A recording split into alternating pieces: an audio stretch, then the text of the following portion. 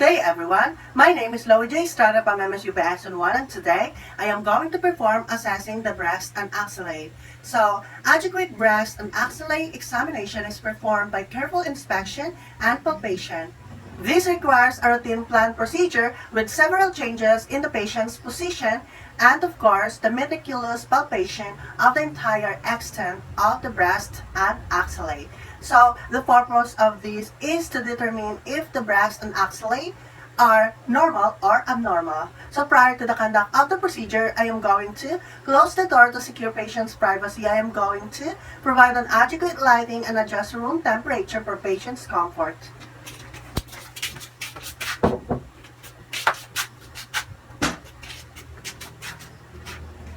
Then, I am going to gather the necessary equipment, such as the pen and the documentation record, and of course, the centimeter ruler. So we have it here, here,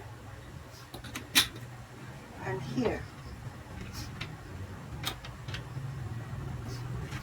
Okay, then I am going to do hand washing or apply alcohol. So hand washing or hand hygiene prevents the spread of microorganisms. Okay, so now I am going to introduce myself to my patient and verify his identity and of course explain to him the procedure that I am about to do. So this reduces anxiety, promotes compliance, and prevents from embarrassment. Okay, good morning ma'am. I am Loie J. Strada, your student nurse for today. May I see your wristband please? Okay. Please state your complete name. And your birthday, please.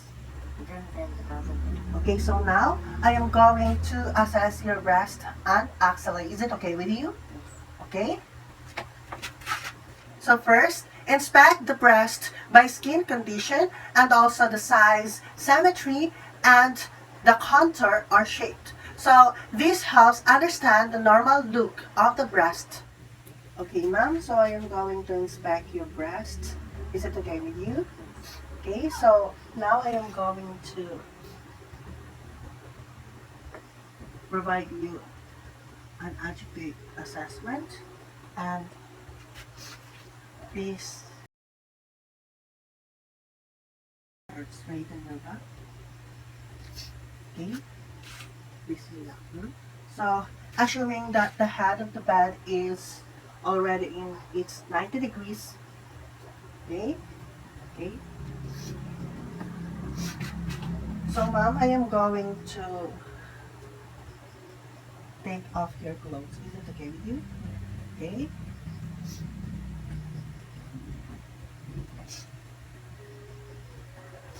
Okay ma'am, please relax.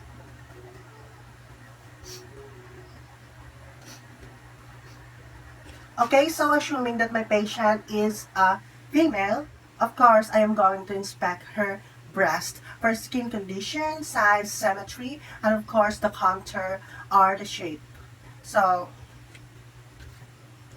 okay, so the skin looks fine, it's normal, and there is the size is the same, and the shape also, and also it's symmetrical.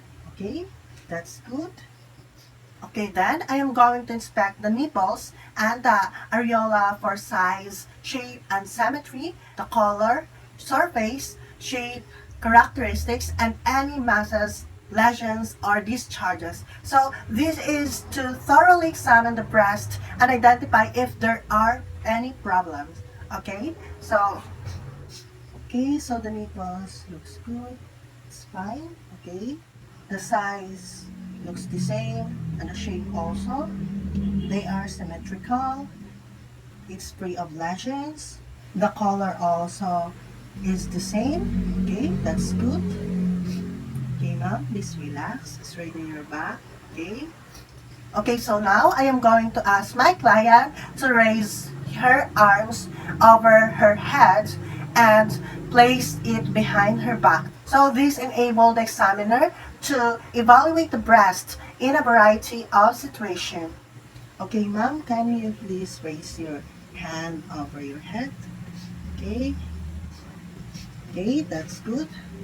Then, I am going to inspect the Axillae for the skin condition and hair distribution. So this is to check any rashes or any abnormalities in the Axillae. Okay, so the condition of your skin in the Axillae is fine, it's normal. And of course, there's no distribution of hair because my client is still a child. Okay, ma'am, you can now relax your head. Okay? Okay, that's good.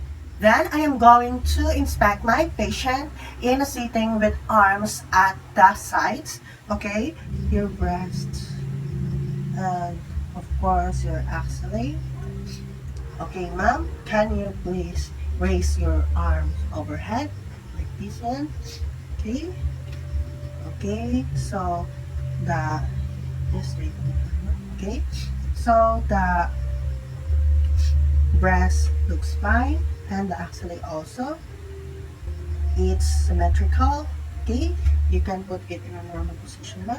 Okay, so now I am going to put my patient in sitting position with her arms on his hips. Okay, so ma'am, please put your and straighten your back. Okay.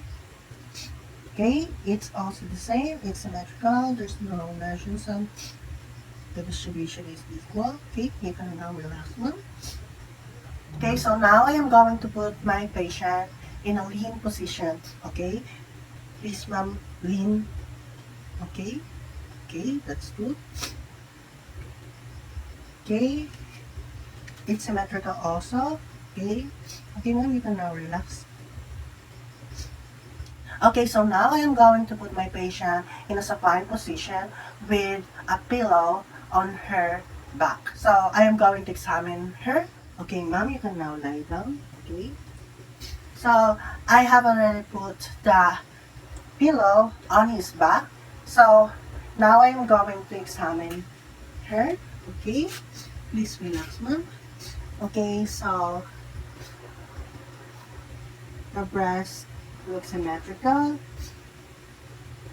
It's also the same in shape and size. Okay, so that's good. So this is to provide an accurate assessment to palpate the nipples and the areola. Okay, so this is to identify the location of pain. Okay, ma'am, I am going to palpate your nipples and also the areola. Is it okay with you? Okay, so I'm going to palpate it now. Okay, so it's smooth. Your areola also is the same. It's smooth. Okay, so that's good. So now I'm going to squeeze the nipple gently between the thumb and index finger. So this is to check for any discharge or fluid from the nipple. Okay, I am going to gently press it now. Okay, so there is no fluid formed in your nipples. Okay, this looks normal, it's smooth. Okay, so now I am going to palpate the axillae and the clavicular lymph nodes. So this is due to the fact that the axillary lymph nodes are frequently the initial site of dissemination in the case of breast cancer. Okay, so ma'am, I am going to palpate your axillae and your clavicular lymph nodes. Is it okay with you? Yes. But before that, can you please raise your arms? Okay. So I'm going now to palpate your axillae. So now I am going to palpate the axillae. Okay, so there's no lesions. Okay, it's normal. So now I am going to check your clavicular lymph nodes. Okay, there's no mass or discharge. Okay, it's good. Okay. If a mass is detected, then record the location using the quadrant or clocked method, position, size in cm, and mobility, consistency, and degree of tenderness and shape. This is to note and identify the symptoms for breast disease. So since I didn't find any of those to my patient, then I am going now to document the procedure and report any abnormal findings. So this is for legal purposes and for future references. And also, we have to remember that what is not written is not done. Okay, so I am now going to record the assessment.